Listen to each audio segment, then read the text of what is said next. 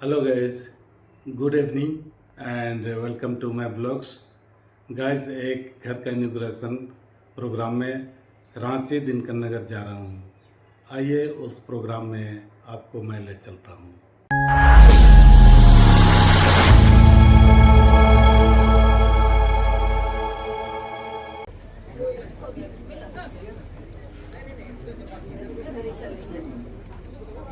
गीत संख्या एक को गाते हुए हम लोग पढ़ेंगे। गीत संख्या एक।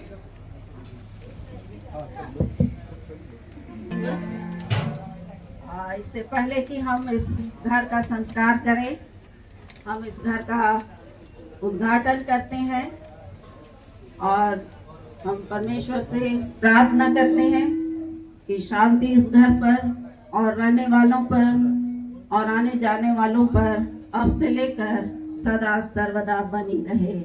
आमीन। हे जीवित महान पिता परमेश्वर, फिर से एक बार हम सभी तुझे हृदय से धन्यवाद देते हैं प्रभु कि आज का यह शुभ दिन तूने हम सबों को अपने इन प्रियजनों के द्वारा देखने का दिया है। प्रभु सचमुच में तू धन्यवाद स्तुति के योग्य है। तेरी अगुवाई और सामर्थ के बिना इस धरती पर हम कुछ भी नहीं कर सकते। आज जो खुशी और आनंद का समय तूने प्रभु इस लकड़ा परिवार को दिया है, अपने दास दासी को दिया है प्रभु, सचमुच में इनके जीवन का यह सबसे उत्तम उपहार है जो तेरी ओर से इनको प्राप्त हुआ है। आज हम सभी दूर व निकट से प्रभु परमेश्वर तुझे धन्यवाद देने के लिए, तेरी महिमा करने के लिए हम यहाँ उपस्थित हैं। होने दे प्रभु परमेश्वर अपनी प्रतिज्ञा के अनुसार कि जो कुछ तुम पृथ्वी पर बांधोगे मैं उस पर अपनी आशीष उंडे लूंगा। अपनी प्रतिज्ञा के अनुसार प्रभु परमेश्वर तो अपनी उपस्थिति से इस स्थान को भर दे। हम में से प्रत्येक के मन के विचारों को तो शुद्ध और पवित्र कर दे, ताकि जिस उद्देश्य से तूने हम सबों को इस धरती पर रखा है और जिस उद्देश्य से तू अपनी आशीषों को भरता है, यह हमारे लिए गवाही का कारण होने पाए। तू अपनी उपस्थिति से प्रभु हम सबों को भर, मांगते यीशु के नाम में आमीन। इस समय घर परिवार के लोग हैं, मैं चाहूंगी कि आप इसको पकड़े और सब कोई आए इधर। आप लोग पकड़िए, आप सब कोई, जितने भी माता पिता हैं जो भी हैं, मैं दुआ करूंगी और आप इसको काटेंगे। इस घर का उद्घाटन मैं परमेश्वर पिता, पुत्र और पवित्र आत्मा के नाम से करती हूँ। आमीन। ताली बजाएंगे। समय हम लोग गीत गाएंगे, छपे हुए गीत में गीत नंबर 1, परम पिता तू हमारी। गीत नंबर 1। परम पिता तू हमारी सदा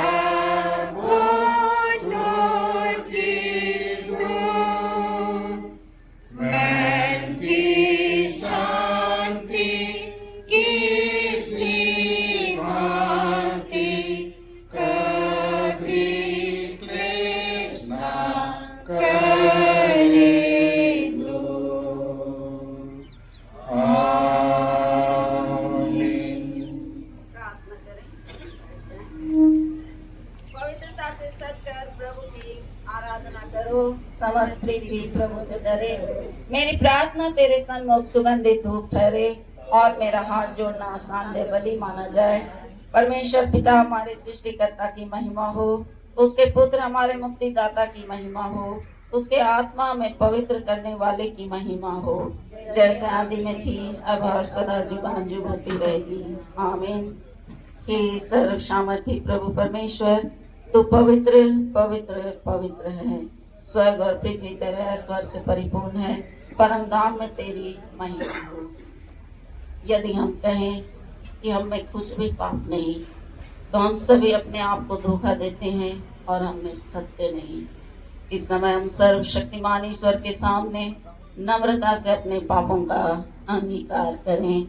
एक साथ कहें, हे अत्यंत दयालु परमेश्वर, हम मानते हैं कि हमने मन वचन और कर्म से तेरे विरुद्ध पाप किया है। हमने अपने संपूर्ण मन से तुझसे प्रेम नहीं किया, हमने अपने पड़ोसी से अपने समान प्रेम नहीं किया।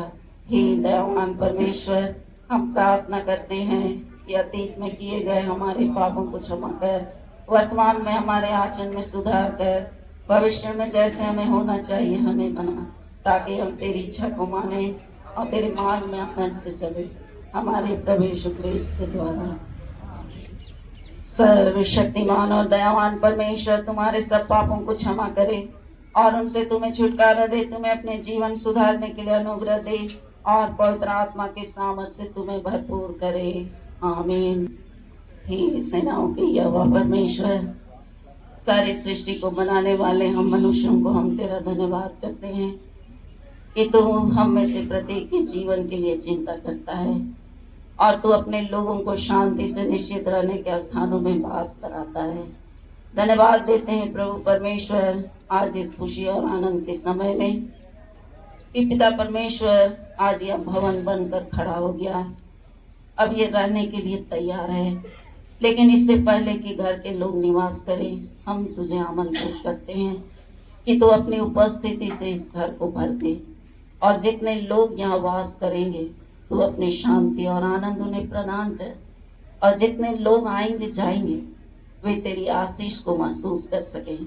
प्रभु परमेश्वर, इस समय हम प्रार्थना करते हैं कि जो चीजों पर हम आशीष मांगे तो स्वर्ग पर से दृष्टि कर और उन सारी चीजों को तू शुद्ध और पवित्र कर, ताकि इस घर का हम संस्कार कर सकें तेरे नाम से, अर्थात पिता पुत्र और पवित्र आत्मा के नाम से, और इसे तेरे हाथ में सौंप सके, ताकि तेरे प्रिय लोग जो इसमें वास करने के लिए तैयार हैं तेरी उपस्थिति को महसूस करते हुए अपने जीवन के अंत तक सदैव तेरे प्रेम को, आशीष को महसूस करें और अपने जीवन की यात्रा तेरे नाम में पूरा करने पाए। तो हम सबों की सहायता कर मांगते यीशु के नाम में, आमीन। ये हम प्रार्थना करें। हे प्रभु परमेश्वर, हम तेरा धन्यवाद करते हैं कि तूने इस धरती पर 3 भाग जल 1 भाग भूमि को दिया। जल से जीवन मिलती, शुद्धता और पवित्रता आती है और हर धर्म में प्रभु यह शुद्धता और पवित्रता का चिन्ह है। हम तुझसे प्रार्थना करते हैं कि तू इस जल को शुद्ध और पवित्र कर, परमेश्वर पिता, परमेश्वर पुत्र और परमेश्वर पवित्र आत्मा के नाम से, ताकि यह जल जहाँ कहीं छिड़काया जाए वहां से सारी बुराई दूर की जाए और तेरी पवित्रता वास करने पाए, हमारे प्रभु यीशु क्रिस्त के नाम में। हम इस नमक के लिए प्रार्थना करें। हे जीवित महान प्रभु, हम तेरा धन्यवाद करते हैं कि तूने मनुष्य को इतनी बुद्धि, समझ और ज्ञान दिया कि वो खारे जल को नमक में परिवर्तित कर सके। या नमक हमारे भोजन को स्वाद देता है और साथ ही साथ हर प्रकार के सड़ाहट और दुर्गंध को दूर करता है।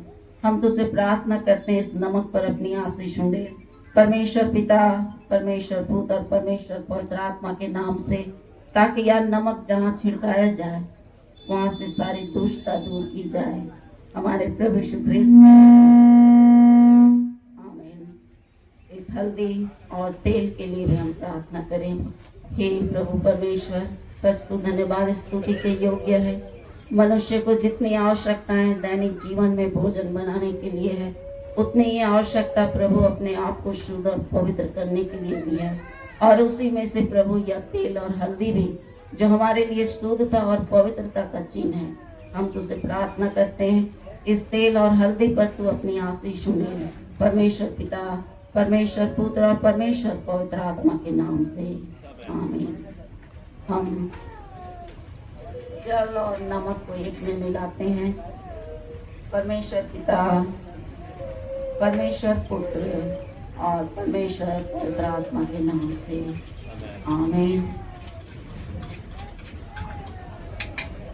हे प्रभु परमेश्वर, हमने पिता, पुत्र और पवित्र आत्मा के नाम से इस जल और नमक को एक में मिलाया है। अब हम इसे छिड़कने पर हैं। प्रभु तू हमारी सहायता कर, ताकि जहाँ कहीं यह छिड़काया जाए, हर दुष्ट शक्ति, दुष्ट विचार, दुष्ट बातें वहाँ से दूर की जाए और तेरी पवित्रता, तेरा वचन निवास कर सके। हमारे प्रभु यीशु ख्रिस्त के नाम में आमीन। हम इस हल्दी और तेल को एक में मिलाते हैं। परमेश्वर पिता, परमेश्वर पुत्र और परमेश्वर पवित्र आत्मा के नाम में आमीन।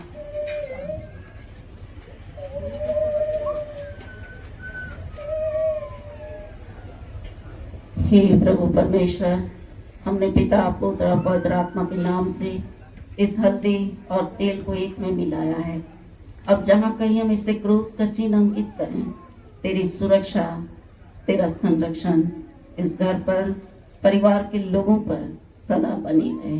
हमारे प्रभु यीशु ख्रिस्त के नाम में आमीन।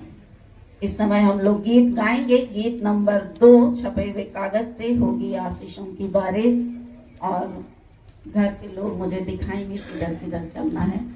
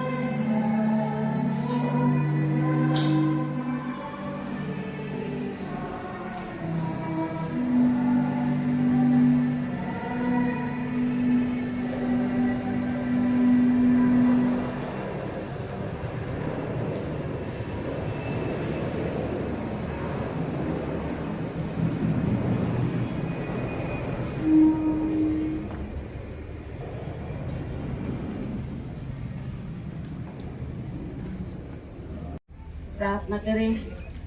हे जीवित महान पिता परमेश्वर, इस खुशी और आनंद के समय हम तेरे वचन से मनन करने के लिए तैयार हैं। तू अपनी आत्मा की सामर्थ से भर कि तेरे वचन के उन सारी बातों को जो तू चाहता है कि हम समझ पाए, अपनी आत्मा उंडेल कि तेरे वचन के रहस्यों को, गहराइयों को हम समझ सके और अपने जीवन के उसके अनुसार ढाल सके। मांगते यीशु के नाम।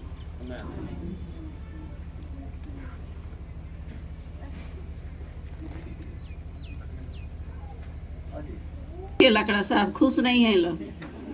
खुश है हम लोग? हाँ, खुशी और आनंद का समय है, क्योंकि हमारे जीवन का सबसे महत्वपूर्ण समय ये होता है जब पति और पत्नी अपने लिए, आने वाली पीढ़ी के लिए एक नया घर निर्मित करते हैं। माता पिता पूर्वजों के द्वारा तो हमें घर मिलता ही है, लेकिन उसे हम कहते हैं पिता का घर, है ना। पिता का घर पिता ने बनवाया, माता के द्वारा या जो भी हो।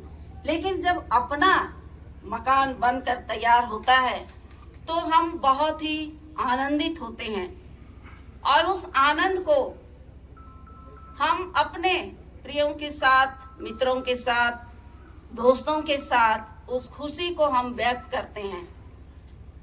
चाहते लकड़ा परिवार तो सिर्फ मुझको बुलाते और हम गिरजा करके चले जाते, खाते कुछ तो जरूर, लेकिन उन्होंने ऐसा नहीं किया, क्योंकि उन्होंने अपनी खुशी को, आशीष को, अनुग्रह को, परमेश्वर की इच्छा को आज हम और आपके बीच में उन्होंने प्रकट किया है कि हमारा परमेश्वर कितना महान है।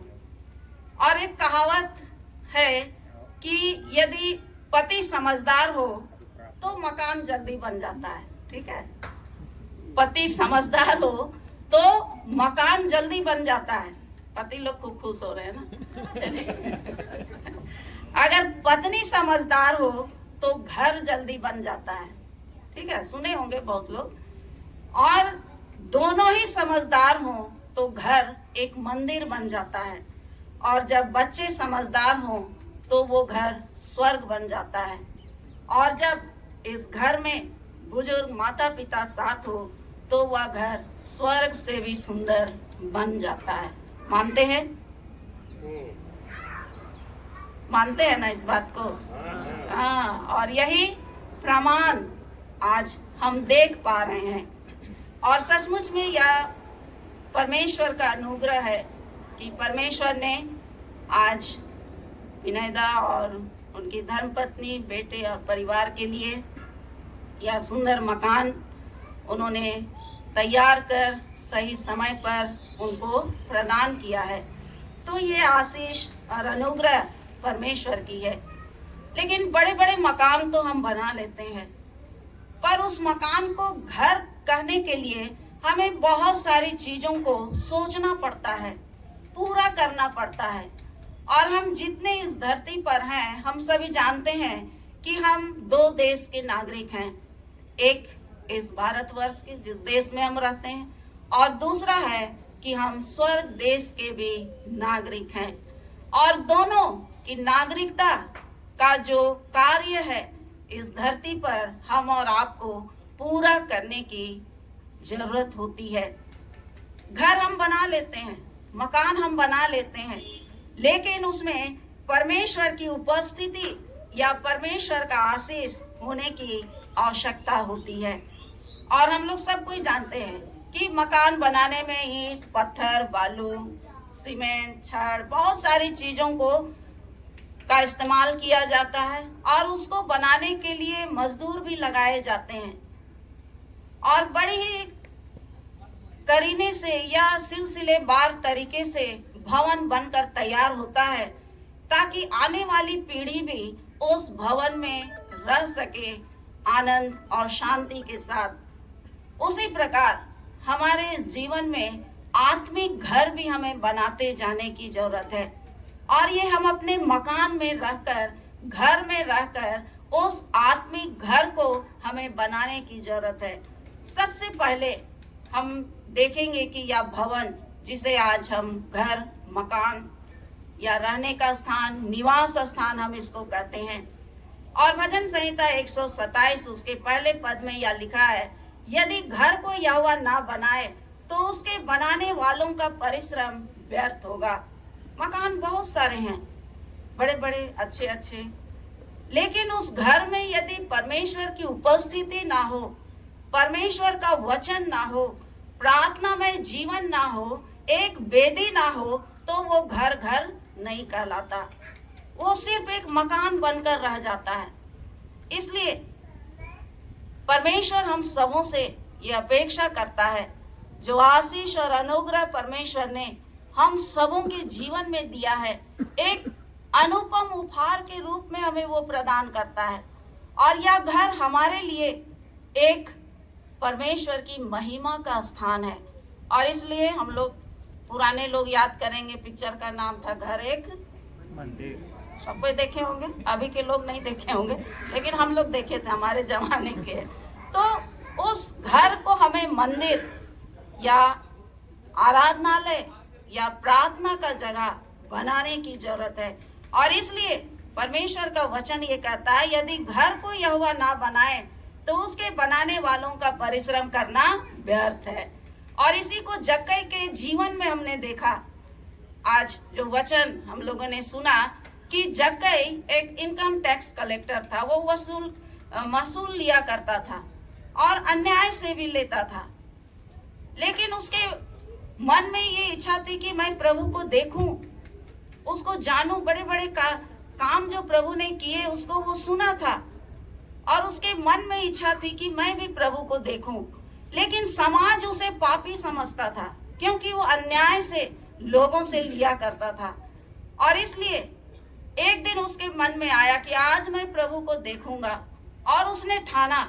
और वचन ये कहता है कि जब प्रभु यरीहो में प्रवेश करके जा रहे थे, तो वहां जक्कई नामक एक मनुष्य था जो चुंगी लेने वालों का सरदार था और धनी था। इसके बारे में कहा गया कि वो बहुत ही धनी व्यक्ति था और चुंगी लेने वालों का सरदार भी था। फिर कहता है, वह यीशु को देखना चाहता था कि वह कौन है, परंतु भीड़ के कारण देख ना सकता था, क्योंकि वो नाटा था। कुछ शारीरिक दुर्बलताएं भी थी, लेकिन उसकी जिज्ञासा थी कि मैं प्रभु को देखूं। और फिर जब प्रभु उस मार्ग से गुजरने वाले थे, वो एक गुल्लर के पेड़ पर चढ़ गया। सारे लोग प्रभु का इंतजार कर रहे थे कि प्रभु इस मार्ग से आएगा, और वो गुल्लर के पेड़ पर चढ़कर देखना चाह रहा था कि कौन प्रभु है। और जैसे ही प्रभु आए, उस पेड़ के नीचे आए, और यहाँ लिखा है, जब यीशु उस जगह पहुंचे तो ऊपर दृष्टि करके उससे कहा, हे जक्कई झट उतर आ, क्योंकि आज मुझे तेरे घर में रहना अवश्य है। प्रभु यीशु ख्रिस्त ने उसको ये आह्वान किया, बुलाया, हे जक्कई झट उतर आ, आज मुझे तेरे घर में रहना अवश्य है। क्योंकि वो जानते थे प्रभु कि अब तक इसके घर में संसार की सारी चीजें थी, लेकिन वो खुशी, वो आनंद, वो शांति उस घर में नहीं थी। पैसे की कमी नहीं थी, मान सम्मान था, लोग मानते थे और कभी कभी उनको नहीं भी मानते थे, क्योंकि अन्याय करता था। लेकिन एक कसक उसके मन में थी कि वो समाज से दूर था, वो प्रभु को देखना चाहता था, वो शांति पाना चाहता था। और जैसे ही प्रभु ने उसे कहा कि आज मुझे तेरे घर में रहना अवश्य है, तो वह तुरंत उतरकर आनंद से उसे अपने घर ले गया। इतने दिनों तक परमेश्वर की उपस्थिति उस घर में नहीं थी। और फिर हम देखते हैं कि सारे लोग कुड़कुड़ाने लगे, लोगों का स्वभाव है, और उस समय बड़बड़ाने लगे और कह रहे हैं, वह तो एक पापी मनुष्य के यहाँ जा उतरा। पर ना प्रभु को इसकी फिक्र थी इस वाक्य का, और ना जक्कई को। और जक्कई ने खड़े होकर प्रभु से कहा, हे प्रभु देख, मैं अपनी आधी संपत्ति कंगालों को देता हूँ, और यदि किसी का कुछ भी अन्याय करके ले लिया हूँ तो उसे चौगुना फेर देता हूँ। प्रभु ने नहीं कहा, हे जक्कई तू पापी है, तूने इतना इतना लिया है, सब दे। नहीं, जैसे ही प्रभु की उपस्थिति उस घर में हुई, जक्कई के जीवन में बदलाहट आ गई। प्रभु की उपस्थिति में उसे अपने उन सारे बुरे काम दिखाई देने लगे, और वो स्वतः ही उस कार्य को अपने मुंह से अंगीकार करने लगा कि हे प्रभु, मैं अपनी आधी संपत्ति कंगालों को दे देता हूँ, और किसी का भी कुछ अन्याय करके ले लिया है तो उसे चौगुना मैं फेर देता हूँ। और तब प्रभु ने कहा कि आज इस घर में उधार आया है, क्योंकि यह भी अब्राहम का एक संतान है। मसीह में प्रियो, आज हम सभी अब्राहम के वंश के हैं। आज हम सभी अब्राहम के संतान हैं, और जो प्रतिज्ञा परमेश्वर ने अब्राहम से, याकूब से, इसहाक से, इस्राएलियों से की है, आज हम नए इस्राएलियों के साथ भी वो प्रतिज्ञा जुड़ी हुई है। और इसलिए परमेश्वर अपनी आशीषों को हमारे जीवन में उंडेलता रहता है। उन आशीषों को हम किस प्रकार अपने जीवन में इस्तेमाल करते हैं, ये हमारे लिए बहुत ही महत्व रखता है। और इसलिए परमेश्वर हम सबों के साथ होकर हमारे जीवन के लिए जो आवश्यकताएं होती है, सब कुछ हमें प्रदान करता है। आज यह भवन भी बनकर तैयार है, और घर बनाने के लिए ईंट, पत्थर, बालू, ये सारी चीजों की आवश्यकताएं होती है, और तब मकान चार दीवारी बनकर खड़ी हो जाती है। लेकिन उस घर में आत्मिक बातों की भी आवश्यकता होती है, और वो है प्रेम, दया, मान सम्मान, परमेश्वर का वचन पढ़ना, प्रार्थना करना, सेवा, त्याग और समर्पण। उस घर में ये सारी चीजें परमेश्वर चाहता है कि उस घर से जो लोग उसमें निवास करते हैं उसको अपनाएं और परमेश्वर की महिमा करने वाले हो सकें। साथ ही साथ भवन एक स्मारक की तरह होता है। भवन एक स्मारक की तरह होता है जिसको लोग स्मरण करते हैं। हम लोग भी कई जगह स्मारक चिन्ह हम लोग गाड़ते हैं, चाहे वो पत्थर हो, चाहे मार्बल हो, जो भी हो, और हम हमेशा याद करते हैं कि ये फलाने का घर है, ये उसका घर है। तो ये भवन हमारे लिए एक स्मारक चिन्ह रहता है, और हम मर मिट जाते हैं, लेकिन इस भवन के साथ हमारा नाम भी जुड़ा रहता है। और इसलिए परमेश्वर चाहता है कि इस भवन में जितने लोग या घर में निवास करते हैं, जैसा पुराने नियम में लिखा था, परमेश्वर ने कहा कि उठते बैठते सोते जागते अपने बच्चों को वो बातें बताओ जो मैंने तुम्हें मिस्र की गुलामी से छुड़ाकर जो आश्चर्य कर्म तुम्हारे जीवन में किया है, उनको तुम बताया करो। तो ये भवन हमारे मेहनत, हमारे परिश्रम का ये फल है जो एक स्मारक की तरह खड़ा है। और इस समय मैं इस परिवार के विरेदा और उनकी धर्मपत्नी के लिए भी परमेश्वर को धन्यवाद देता हूँ कि उनके मेहनत पर परमेश्वर ने आशीषें उंडेली। और बीच में कुछ ऐसी घटनाएं भी हुई, शरीर दुर्बल हुआ, कई बातों के लिए चिंताएं करते रहे, लेकिन उससे बढ़कर परमेश्वर ने इनके लिए चिंता की, और आज यह मकान बनकर खड़ा है, जो आज इनके लिए एक सबसे अच्छा उपहार परमेश्वर ने एक स्मारक के रूप में दिया है, ताकि आने वाली पीढ़ी इसको हमेशा याद करे। और हम भी यही कहेंगे, अरे ये लकड़ा साहब का मकान है, एक स्मारक है, एक चिन्ह है जो हम और आपके लिए ये परमेश्वर की ओर से उसकी असीम दया और अनुग्रह से हम सबों को, इस परिवार को मिला है। मसीह में प्रियो, सचमुच में हमारा जीवन परमेश्वर का दिया हुआ दान है, और इसलिए परमेश्वर चाहता है कि उन आशीषों, उन उपकारों को हम कभी ना भूलें।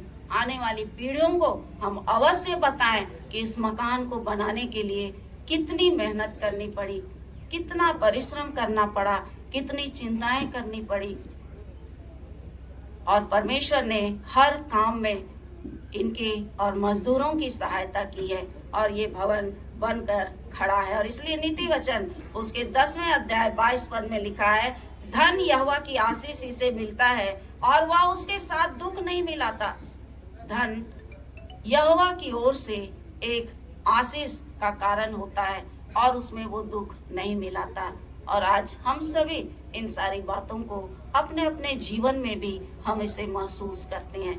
तीसरी बात, भवन एक लाइट हाउस की तरह है। ठीक है, भवन एक लाइट हाउस की तरह है। कभी भी भवन को देखकर हम दिशा निर्धारित करते हैं। अरे लकड़ा साहब के घर के बगल में फलाने का घर है, उसके बाएं ओर उसके दाहिने ओर, तो ये एक लाइट हाउस की तरह है जो हमेशा लोगों को सही दिशा और निर्देशन देता है। उसी प्रकार परमेश्वर हमारे आत्मिक जीवन के लिए भी ये चाहता है कि जब भी परमेश्वर की ओर से हमें ये आशीषें मिलती हैं तो वो हमारे लिए एक दिशा निर्देशक का स्थान होना चाहिए। बहुत सारे लोग हमारे साथ उठते बैठते आते जाते कार्य करते, उनके जीवन में बहुत सारी आशीषें उनको प्राप्त हो सके, उनको सही सलाह हम दे सके, उनके परिवारों को हम संभाल सके, उनके लिए सेवा कर सके, कलीसिया को भी हम संभाल सके। तो ये मकान भी हमारे लिए सिर्फ यूं ही नहीं है कि हम इसमें आए रहे खाए पिए सोए और अपना नौकरी किए, नहीं, ये मकान परमेश्वर की ओर से एक उत्तम उपहार हम सबों के लिए है। और आज सचमुच में हम सभी परमेश्वर को धन्यवाद दे रहे हैं, क्योंकि यह धन्यवाद देने का समय है। और जक्कई के जीवन में भी जिस प्रकार उसके जीवन में एक सूनापन था, एक खालीपन था, और जब प्रभु उस घर में प्रवेश किया तो वहाँ आनंद आया और वो जक्कई अपने जीवन को समझ पाया। आज इस भवन को हम लोगों ने परमेश्वर के नाम में समर्पित किया है, पिता पुत्र और पवित्र आत्मा के नाम में, ताकि अब से आगे तक जितनी पीढ़ी इस घर में वास करे परमेश्वर की आशीष अनुग्रह और दया के हकदार हो सके। परमेश्वर का वचन उनके बीच में कार्य करे, परमेश्वर से प्रार्थना करे और परमेश्वर की उपस्थिति सदा इस घर पर बनी रहे। जितने लोग आए आशीष का अनुभव करें और जब वापस जाएं तो उन आशीषों को स्मरण करते हुए प्रभु को धन्यवाद दे सके। तो फिर से आज हम सभी परमेश्वर को धन्यवाद दे रहे हैं इस घर के लिए कि यह सिर्फ भवन ही नहीं, यह हमारे लिए एक मार्गदर्शक है, एक अगुवा है, जो हम सबों को बहुत सारी चीजों को हमें सिखाता है, बताता है।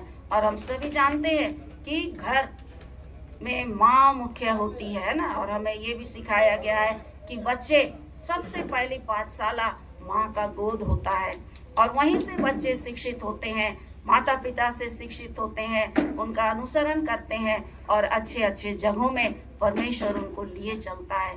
वे परमेश्वर के प्रेम और भय में आगे बढ़ते हैं इसी घर से। घर जैसा भी हो, लेकिन परमेश्वर की उपस्थिति उस घर में सदा निवास करे। परमेश्वर इस वचन पर और हम में से प्रत्येक के जीवन पर बहुत ऐसे आशीष दे, ताकि हम सभी आज मिलकर इनके साथ परिवार को के साथ परमेश्वर को धन्यवाद दे सके। ये आशीषों गीत संग्रह से हम लोग गाएंगे। यदि आपके पास गीत संग्रह है तो गीत संख्या 125 125 यीशु को मैं सब कुछ देता। हम लोग सभी कोई अपने स्थानों पर खड़े हो जाएंगे।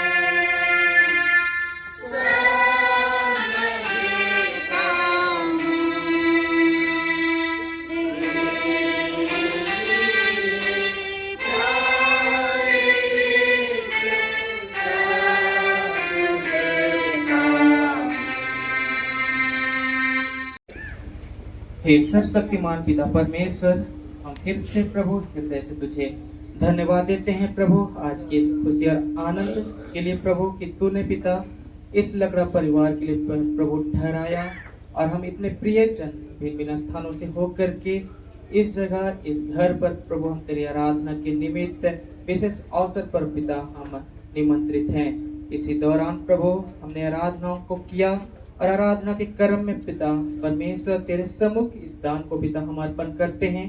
प्रभु परमेश्वर तू अपनी आशीष को उंडेल कि पिता यह दान तेरी कलीसिया के बढ़ती के काम में आने पाए। जिन जिन हाथों ने प्रभु, जिन हृदयों ने प्रभु अपने खुशी और आनंद के साथ पिता परमेश्वर तेरे नजदीक पिता इसे अर्पण किया है, उसे भी पिता परमेश्वर ग्रहण कर प्रभु और निरंतर पिता अपने आशीषों से पिता परमेश्वर सबों को प्रभु नवाज। ये प्रार्थना आपके प्रिय बालक यीशु ख्रीस्त के नाम से मांगते हैं, दया सुन स्वर्गराज में ग्रहण कर, आमीन।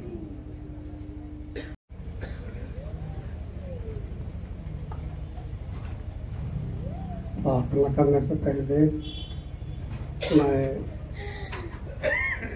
श्री विनय लकड़ा उनके परिवार को धन्यवाद देना चाहता हूँ कि बड़ी संख्या में उन्होंने इस खुशी में हमें सम्मिलित किया है।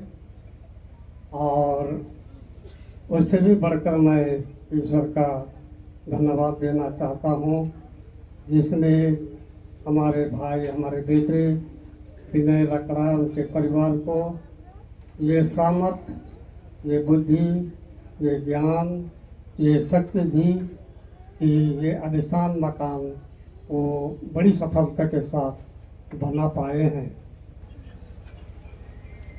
हमारा सृजनहार, पालनहार, तालनहार पिता परमेश्वर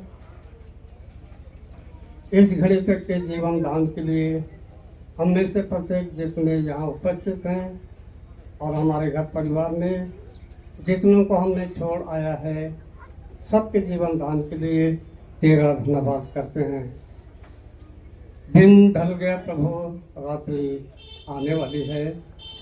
संध्या की इस घड़ी एक महान और बड़े खुशी और आनंद के साथ तेरा हम धन्यवाद करना चाहते हैं कि हम आज विशेष कारण से यहाँ तेरे दास विनय लकड़ा और उनके परिवार के संगति में हम विशेष काम से, विशेष उद्देश्य से, विशेष विचार से एकत्रित हो सके हैं। दिन भर की तमाम आशीषों के लिए हम तेरा धन्यवाद करते हैं। याइल का घर में गया वहाँ आशीष हुई, जकई का घर में गया वहाँ आशीषों की बारिश हुई। उसी रीति से प्रभु परमेश्वर हमेशा हमेशा इस छत के नीचे रहे और यहाँ के लोग शांति, कुशल, चैन से निवास करें। इनके बाहर भीतर आते जाते, विश्राम करते, खाते पीते, उठते बैठते, सोते आराम करते, सब समय सब घड़ी परिवार का देखभाल और हिफाजत प्रभु परमेश्वर करता कर रहे। और इसलिए हम इस परिवार को, इस आलीशान मकान को परमेश्वर की सुरक्षा में, परमेश्वर के दाहिने हाथ में सौंप देते हैं। प्रभु परमेश्वर जो कुछ भी हम इस नए मकान के लिए, विनय और उसके परिवार के लिए नहीं मांग पाए हैं, तो हमेशा अधिकारी से देने को हमें तैयार आता है। जो नहीं मांग सकते हैं तो अधिकारी समय दे। प्रार्थना इस नाम से मांगते हैं तो दया से सुनो ग्रहण कर, आमीन। आप सबों को यीशु है और हमें खुशी है ईश्वर की कृपा से कि हम ये मकान बना सके। बहुत सारी कठिनाइयाँ भी आई, लेकिन ईश्वर ने हमें साथ दिया और हम आगे बढ़ते गए। और आज हम फिर से अपने मकान को ईश्वर को अर्पित करते हैं ताकि यह घर ईश्वर का वास स्थान हो और हम उसकी स्तुति और आराधना में आगे बढ़ते जाएं। और आप लोग यहाँ आए, इसके लिए भी मैं आप सबों को धन्यवाद देती हूँ। और बाबा की बहुत इच्छा थी कि मेरे रहते एक मकान बन जाए, लेकिन उनकी ये इच्छा हम लोग नहीं पूरे कर सके, क्योंकि जो इच्छा हमारी इच्छा से नहीं लेकिन ईश्वर की इच्छा से वो कार्य होता है, और समय की पूर्णता में ईश्वर की अनुपम कृपा और दया से वो आज कार्य पूरा हो सका। इसके लिए मैं ईश्वर को बहुत बहुत धन्यवाद देती हूँ। एक सूचना है, नीरू और विनय वहाँ पर बैठे हैं। हम लोग बारी बारी से आएंगे, उनको बधाई देंगे और पूरे घर का अवलोकन भी करेंगे, देखेंगे कि कैसा बनाया है ना। मैं विनय और नीरू से अनुरोध करता हूँ कि वहाँ पर बैठेंगे आप लोग, सभी आपसे मिलते हुए घर में प्रवेश करेंगे।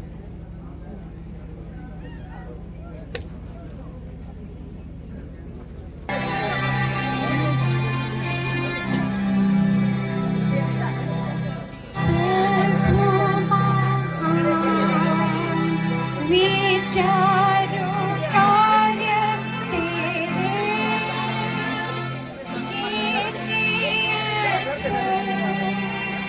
जो तूने बनाए, देखो तारे सुनो गजब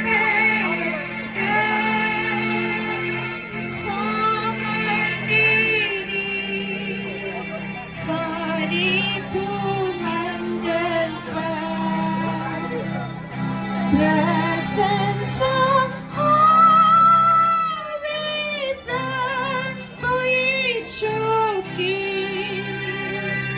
कितना महान, कितना महान, प्रशंसा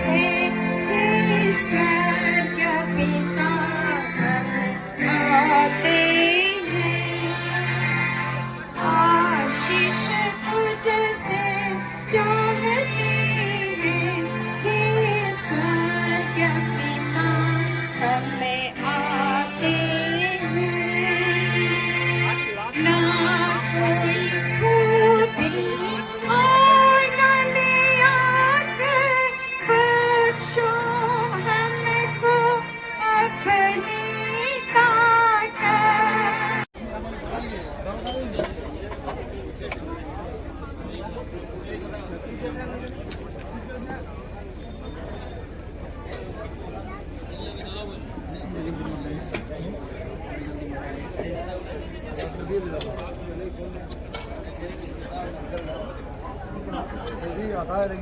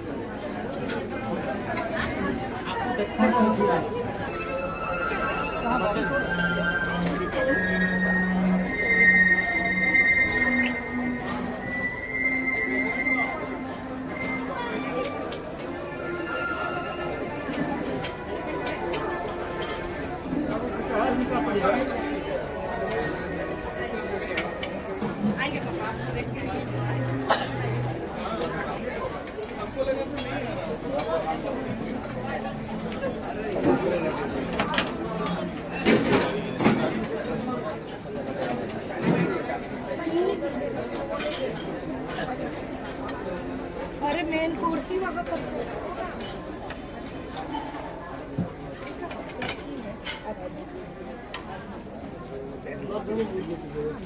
अच्छा बाबू नहीं आया हेलो कैसे है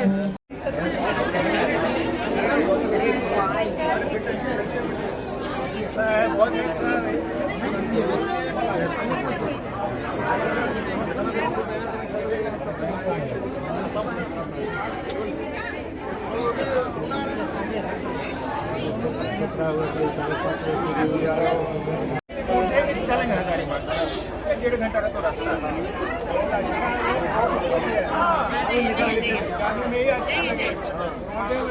हम लोग को बाद में पता चला सब लोग का मुशर्रफ भाई साहब है, हम लोग साथ में पढ़ाई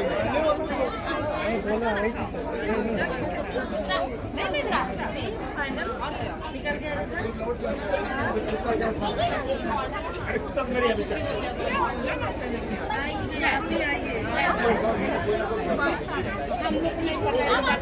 जाते हैं बुला के रखते हैं।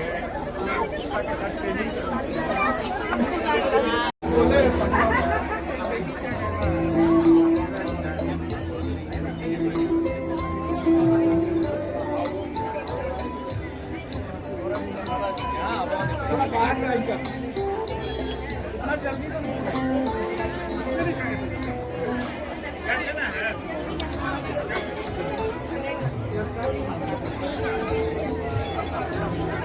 हेलो गाइस, आज का वीडियो ये समाप्त होता है।